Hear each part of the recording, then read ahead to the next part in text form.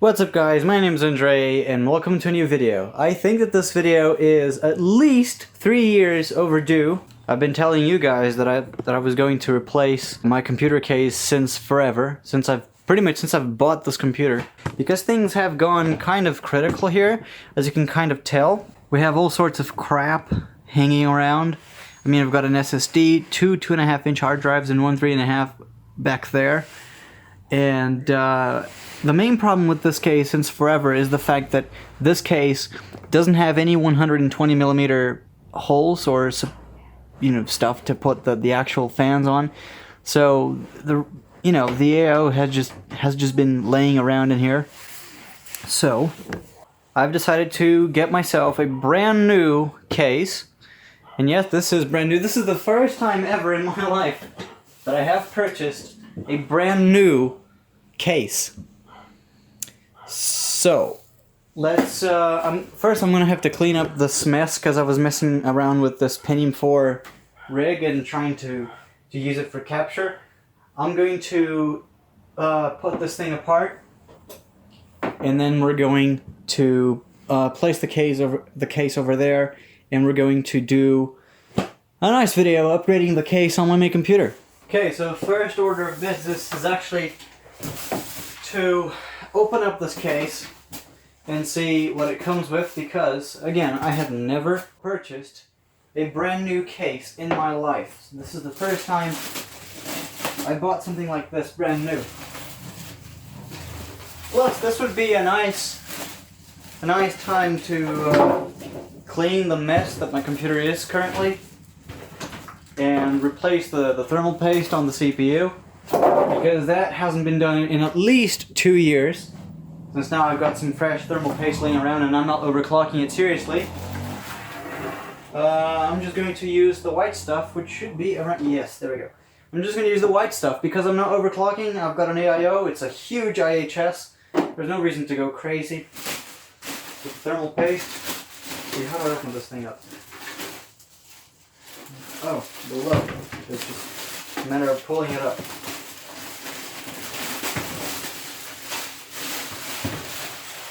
Right, so first impressions, of course, there's a huge engraving here that says Made in China, but that's on the back. We have like holes for tubes to come out, if that's what you fancy. Plenty of slots up in the back. Here we have, I do believe we have at least another fan in the front, I'm not sure. But the main thing for which I bought this case for, the thing that made me buy it in the first place, is not the fact that it's got place for 120mm fans up in the back like this one has. It's the fact that it's got plenty of storage space. So yes, we actually do have a 120mm fan up in the front. I do believe these are LED fans. I'm not sure what color they're going to glow. They're not RGB. At least I hope they're not, because I hate RGB. Now I just realized the picture is a bit too dark. So, excuse me for the grain. Okay, so again, the reason why I bought this in the first place is the fact that it's got plenty of storage space. We've got three slots for 2.5-inch drives, which I'm going to occupy. I'm going to populate all of them, and out of which I'm going to populate one of these 3.5-inch bays. Of course, quick installation, at least I hope. I don't know if I'm actually going to have to screw anything, but if I do have to, no problem. Quick mounting for the 5.25 drive. Comes with a bunch of zip ties. It comes with a beeper speaker. All of the motherboard standoffs and screws. That's useful. Even though we already have standoffs, so it's not all of these standoffs. It's just standoffs for if your motherboard is actually larger than this. So yeah, it's nice. And that's pretty much it. That's the main reason why I bought this case. It's because it's got plenty of storage right over here. I don't mind too much the acrylic window because my computer is usually not for show. But it's simply the fact that it's going to be quite a bit more tidy than it used to be. Now, straight away, one problem that I have to say that I have with my computer is, in case you haven't noticed, I'm going to take this away. Now, my main concern about this entire thing, in case you haven't noticed, is this wire going up and over the case. And this is because the 3930K that's currently in this computer actually fried the connector, the EPS connector on the motherboard, including the cable that comes out of the power supply. So what I had to do is, I don't know if I actually removed the cable out of there, but it kind of, it turned the cable into a crackly mess. The plastic turned brittle. So we kind of have this issue at hand. I have no idea if I actually removed the connector from the power supply. If I do, I'll have to source it.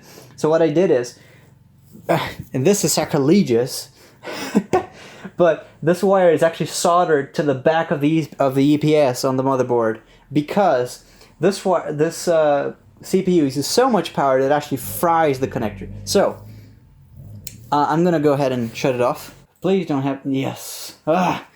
First time ever that I want to shut down Windows and actually shuts down without having to update anything. Glorious. Okay, so this is the very sad state that that this computer is in right now, and this is more than certainly the last time that this is going to be like this, because I hope to put an end to this whole mess. So this is what I was talking about. I've got a wire soldered to the back of the EPS connector, and I'm gonna try to show you here. So believe me or not, but this is not because of this connector that I'm using here, because the connector that's plugged in here is only hooked up to ground. So the only reason why that connector is there is to provide ground. It's a 4-pin connector, but only ground. The entire CPU power has been delivered by the single wire, because if I've had issues where the computer would simply quit on me, all of a sudden it would just simply shut off for no good reason, and I took a while to find out what was causing it.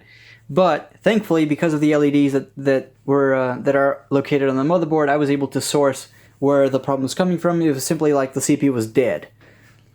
That kind of got me worried. But then I started, shuffling with the cable, with the connector, and then it came back to life. When I pulled it out, it was all brittle and crackly, and yeah, not good. So yeah, that's what I had to do. Okay, so I hope you'll see what I was talking about when I said that this guy was burning the pins, and it's not because of the soldered wire. This was done before I even soldered this wire to the back of the board, and it's been soldered right there. So yeah, it's kind of a big problem. I'm actually happy to see how well the thermal paste that I've put held up over the years, because it actually did hold up very well in terms of, I mean, of course it's dry. Of course it is dry, but it actually held up surprisingly well for 2 years. And I'm not taking this apart because the CPU was getting too hot or whatever. It's just because I needed to change the case. That's why I took this entire thing apart. And I hope to find the original EPS connector of the power supply. The power supply is actually something very interesting, because because this fan only turns on above 400 watts of power, and I rarely use that much. This fan rarely, if ever, turns on. So the power supply is actually very clean inside for running for 3 years. It's very clean after having been running for 3 years. Of course, if I have an air compressor, I'm going to try to blow these things out, because look at how filthy the rad is. I mean, Jesus. It's gnarly. It's not even nasty, it's gnarly. But yeah, let's go on with the show. Okay, so when I was telling you that the CPU had melted these pins, I was not joking. And this was running the CPU stock. Because I tried overclocking this in the early days, but I never ran it for more than a week overclocked. And this is what it did to the connector. I'm not even kidding. Now, by luck, both ends of this connector are the same. So if I wanted to, I actually could take this connector apart and just change it. But I don't know what I'm gonna do. I would like to use it as it originally were.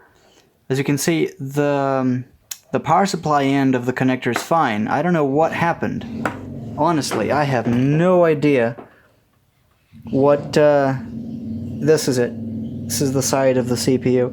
I have no idea what happened, of why this connector burned up so bad like this. But this is one issue I had with this. Second issue is this heat spreader heats up like a motherfucker. It gets way too hot. I think it gets up in the 80s or 90s in terms of temperature. It could even go higher than that. I am not sure.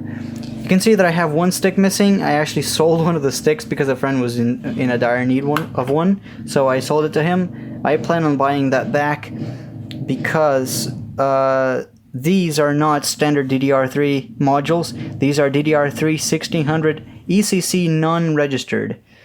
I got these because they were cheaper, and they work just fine. I'm not in search for crazy performance. They work just fine for what I'm doing. They have been working fine for what I'm doing for years. For 3 years by this point now. It's fine. What is not fine is this, which I have no idea how I am going to solve.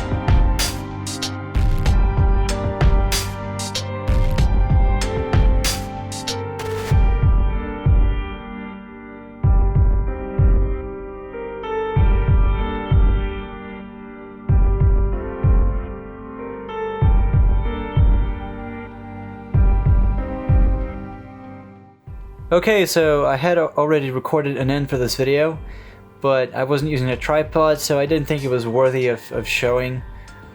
Plus, I have changed one thing or another since I recorded the video. So, as you can see, I was editing the video, and the GoPro died on me in the middle of the time lapse, so it didn't film me finishing the build. But here we go. I've got all the drives I said I was going to put: 3.5, 2.5 drives, and an SSD. The radiator is fine back there where it is. I had a little bit of a hassle mounting it because first I was trying to hide the hoses, so I installed it upside down, which is never a good idea because then the water wasn't reaching the block. The pump was running dry. Kind of a mess. It was noisy too. Plus, I that fan that's up at the top originally was installed where the radiator was, but since the CPU VRMs heat up so much, I thought it was better to use that fan to actually cool the VRMs. So it's right there right now, cooling off the VRMs, which is hopefully going to you know, prolong their lifetime. And it's pretty much it. I mean, the case, one thing is, this motherboard actually does support USB 3.0, but it doesn't have a front USB 3.0 header. So this case actually has USB 3.0 up here, but the motherboard doesn't have a header on it for me to plug it in. So that's just standard. That's running. It has, this header also has a standard USB 2.0 plug on it, so you can run it on USB 2.0 just fine. So I've got two USB 2.0 headers, plugs, slots, whatever, on the top of the case. Now, one thing is, you can kind of see I've got a Sound Blaster Live SCB0060 installed, and that's because once I tried overclocking the CPU to 5 GHz, and for some reason it fried the onboard sound chip. So even though the drivers are installed, it doesn't detect that I'm plugging in anything. It detects that there is a codec on the motherboard, and it works just fine for Windows.